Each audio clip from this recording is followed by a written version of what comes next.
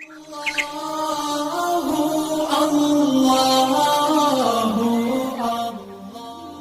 اللہ کی محبت میں روتا ہے دعا مانگتے ہوئے روتا ہے، اللہ اس کو جہنم میں نہیں بھیجے، رونے سے بات سنورتی ہے۔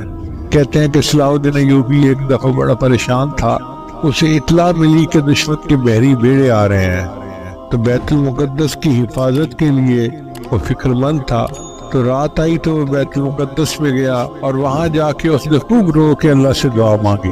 جب فجر کی نماز پڑھ کے باہر نکلا تو ان کو ایک اللہ والا ملا جس کے چہرے پہ بڑا نور تھا، تو صلاح الدین ایوبی نے سوچا کہ میں اس سے دعا کرواتا ہوں۔ تو صلاح الدین ایوبی نے سلام کیا اور کہا کہ حضرت دعا کرو، مسلمانوں کے لیے مشکل وقت ہے اور دشمن کا بحری بیڑا آ رہا ہے۔ وہ بھی کوئی صاحب نظر تھے، انہوں نے سمجھ لیا، پہچان لیا، اور انہوں نے کہا صلاح الدین ایوبی تیرے رات کے آنسوں نے دشمن کے بحری بیڑے کو ڈبو دیا۔